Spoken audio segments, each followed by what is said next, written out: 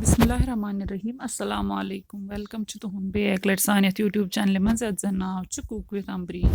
So an ezich recipe lemon chicken. Recipe start karna pro agar to ya channel pet na chu channel kar subscribe to video is end astam. Chalo karo is the recipe start.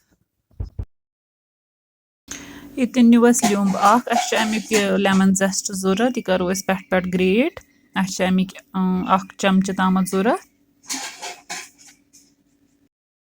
Lemon zest thau is my side as kun to when chicken is karui marinate. Marinationas mans trau is at man nun chamch ak. Be trau is at mans limb ak zichidit. Biwal tolo is limben hun thod be trau at mans is black pepper powder or chamch. Be trau is leather 1/4 chamch. Be trau is zamdad chamch zatre. The ikaro is mix. Be trau is at mans ginger garlic paste.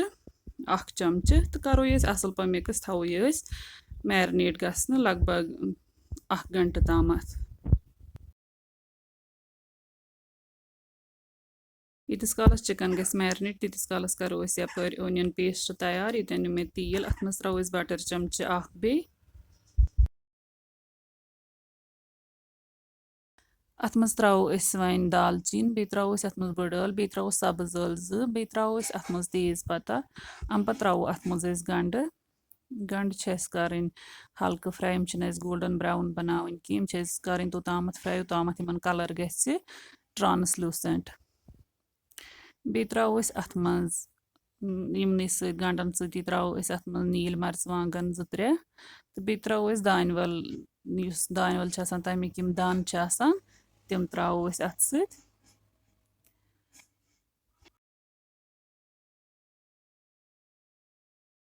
तुम हेकू अत मज काजू तो add कर मे काजू कह इतन available तो इसलिए कर मे काजू स्किप ये गई गंड वन सॉफ्ट अतन त्रो वन थोड़ा सा आब तो थो तोतामत करो वेट योतामत यह आब वन ड्राई गि तम पे पेस्ट बनावन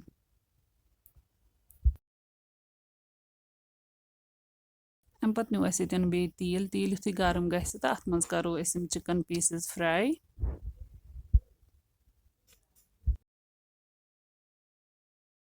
चिकन असल पे फ्राई करुन योतामत गोल्डन ब्राउन गि चिकन गो ये फ्राई तो यह कड़ो वो नबर अकिस प्लेटस पे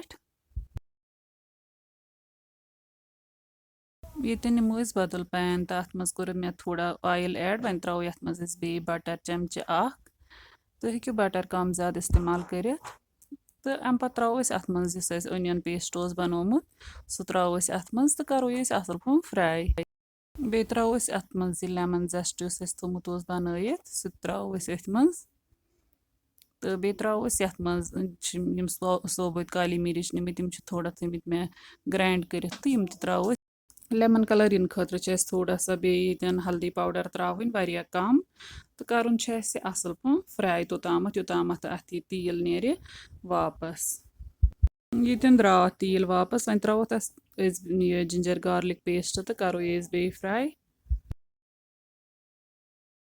त्रो चिकन पीसेस अत मज चिकन पीसेस ऐड कर त्रो अत पत आब कप अत ज्यादा आब त्राउन कह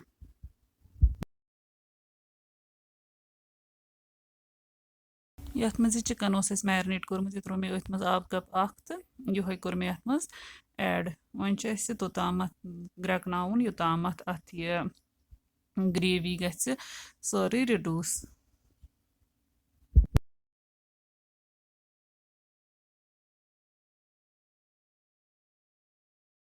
10-15 मिनट गि कोर चक ये ग्रेवी मज रिड्यूस गन त्रो बे वन ब्लैक पेपर पाउडर तो बे त्रो ये बटर चमच तो बे त्रो अत मज फ्रेश क्रीम गार्निश खतर अथ सन रेसिपी ये आन तो अगर सन रेसिपी पसंद आम वीडियो कर लाइक तो शेयर बे दीजो पन फीडबैक कमेंट सेक्शनस मज अल्लाह हाफिज़।